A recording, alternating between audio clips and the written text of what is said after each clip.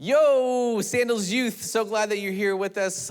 Man, we are across all of our campuses, so glad that you're joining us. My name is Justin Knowles, and I get to hang out with Sandals Youth, and I'm so glad that you're here tonight, especially if you're new. I'm so glad that you're here on a first Wednesday, and man, enjoy, have fun, sit back, let's listen up. So I want to dive right into our Relational Remix series. We've been in this series where we're talking about relationships, all different kinds of relationships. We talked about conflict last week. Today we're talking about just friendships in general. What does that mean? What does that look like? And so what I want to do is, I just want to start off with a question.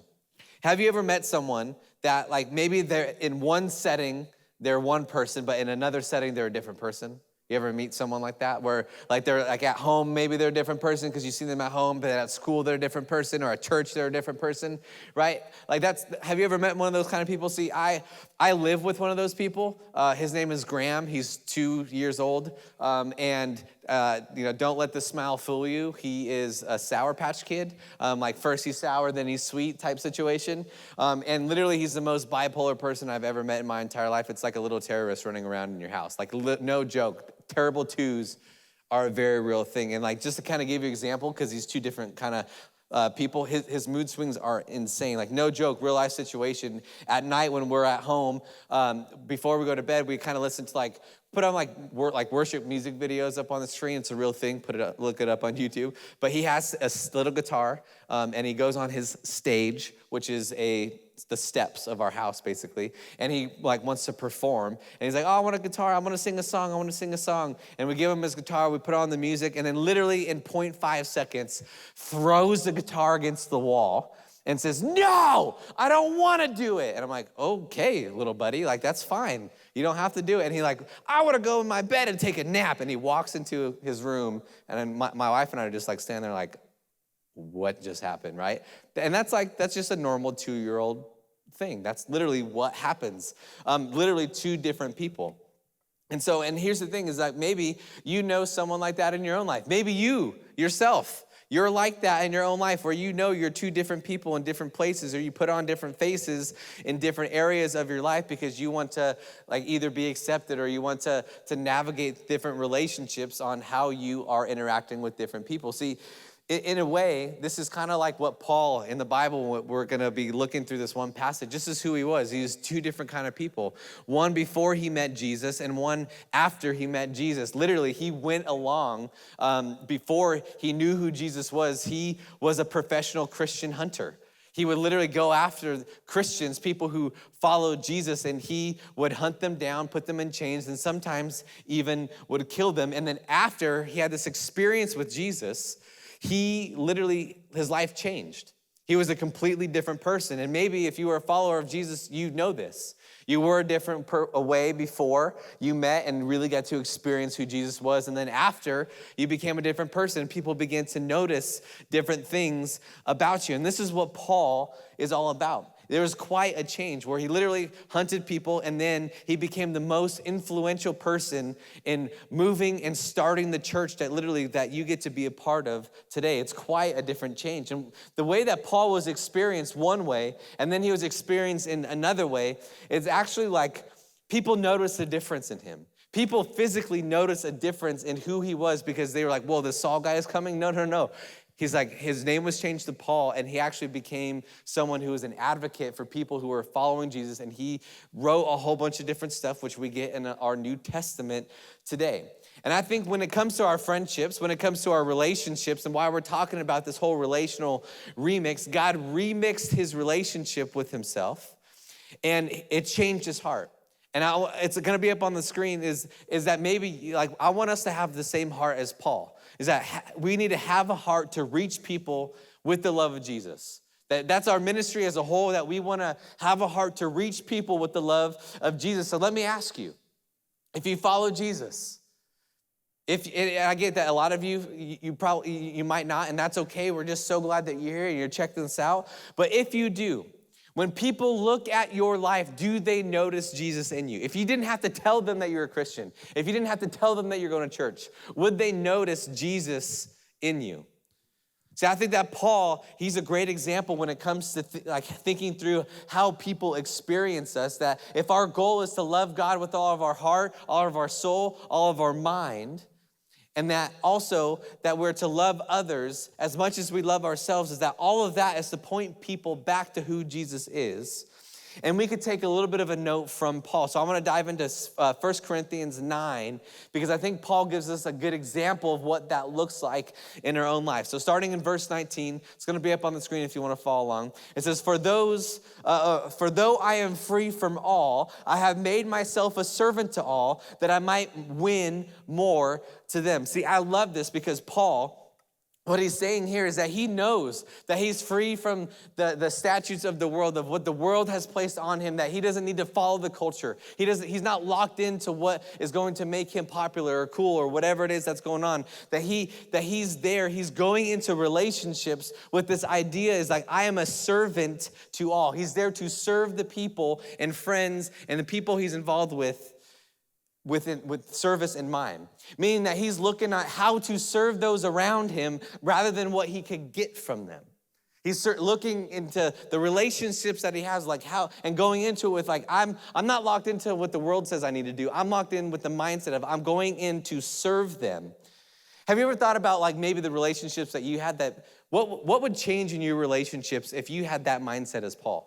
That if you went into a relationship to serve that person rather than to get something out of that. How many of us, our relationships would literally change for the better if that was our mindset? How at some point when it comes to how people interact with you, like have you ever been around someone who's just selfish?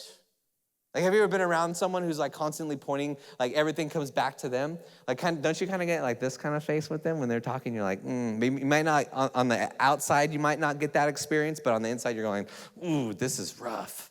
You can't have like that weird taste in your mouth, right? Like that's not the feeling that I feel like Paul wants or is explaining when he's going into the mindset of serving someone. Like you get a weird taste when someone is like selfish and you know it. And so I think when we have our mind shifted, when it goes into friendships, when it goes into family relationships of like, what am I going to do to serve this person? I think what comes out of it is a way better relationship. What comes out of it is a healthier relationship. Because when I look at Paul, and he says that he might win more of them. What does that mean? I might win more of them, meaning that his interactions with people pointed people back to Jesus. And so my question to you is, do your interactions with your friends, your interactions with your family, your interactions when you go into the mindset of serving them, when people experience you, does it point people back to who Jesus is? Right? That's the question that we need to ask. So continuing on, here's the thing that I want us to go, like in verse 20, it says, to the Jews, I became as a Jew in order to win the Jews. And to those under the law, I became one under the law, though myself not being under the law, that I might win those under the law. I know it's confusing. We'll get back to that. But to those outside of the law, I became as one outside the law, not being outside the law of God, but under the law of Christ, that I might win those outside of the law. To the weak, I became weak, that I might win the weak. What is Paul saying here? Is he saying that we need to be like a chameleon and within our personalities change who we are based on what groups we're in, so that way we kind of match them and kind of change who we are as a person? No, that's not what he's saying at all. What I think he's saying is that when it comes to your friendships, when it comes to the relationships that you value in your life, what makes it healthy? Right? Have you ever thought like what develops and what makes a good friendship a good friendship? And I think it's this word, it's time. I think time is what makes relationships healthy. Time is what makes relationships strong. Like when I think about it, like my wife and I, when we were dating, we would all, before it got crazy expensive and I can't afford it now, but we'd always go to Disneyland. Disneyland was our date spot. We would constantly go there. And my favorite part of all of our Disneyland trips, it wasn't the rides. They're awesome, but this wasn't my favorite part. It wasn't the churros, because those are freaking great, and I could eat 1,000 of them when I'm there. It's not the turkey legs, because I love those too, even though they look gross, they're actually delicious. It's not the cotton candies. If you think there's a theme, there's food. I love food, but it's not any of those things.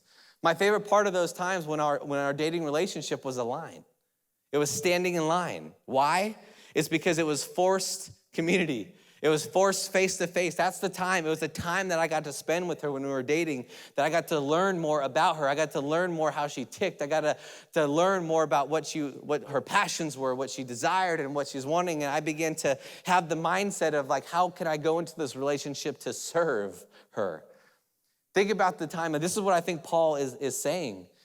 He's saying that he went into these different groups, not to change who he was, but he spent time with them. Think about it. How much better would your relationships be if you were intentional about the time that you spent with them? Going with the mindset to serve them. And I think this is what Paul was talking about. There's so much power with. To be with them. He was with the Jews, with people outside of the religious realm, with people who did not come to church at all, with the weak people, so that he could be with them in order to have this experience where his experience with them pointed them back to who Jesus was. Because he had this radical life transformation and he wanted other people to experience the same exact thing. To move on, and the last part of it is that I become all things to all people. That by all means, by the means that I might save some. I do it all for the sake of the gospel, that I might share with you in its blessings. See, Paul is saying here that he does this so he could point Jesus and not to himself. He could make a better relationship with the people and point them back because he experienced something that he too wants other people to experience as well. See, when something means something to you, don't you get excited? Right, if you're excited about something, like, aren't you like, yo, you have to come check this out. Don't we, when we go to like a baseball game or a football game, someone scores a touchdown, someone hits a home run, what do? Yeah, right, we go crazy, throw hands up in the air, and we high five random people, and there's all this like sense of like community of that's happening around us because we're excited. Or if you're excited, you got something new, don't you bring people in and say, look at this thing, look at this thing. See, this is what Paul wants us to do. This is what he's saying. He wants people to experience the same thing that he got to experience. When you're excited about something, because he spent time with them, his interaction with them literally made them point to Jesus. And so here's the question that I want us to end as we kind of wrap up is do you have a heart to reach people for Jesus? That how do people experience you? How do your friends experience you? How do the people in your relationships experience you? And does it point people back to Jesus? And I understand you might not be a Jesus follower. And here's the question that I want to ask you is that, again, it goes back, how do people experience you? Is it a good or bad experience? How do you come off? Because I think when we go, whether or not you follow Jesus or not, when we go into a mindset to serve the other person, when we go into a mindset of to be with another person, what we'll find out is that our friendships will actually be stronger. Our friendships will actually be healthier. And so in this time, I'm going to leave with those questions. I'm going to invite the youth host to come back up, and we're going to close out a couple of things before we head into our small groups. Bye.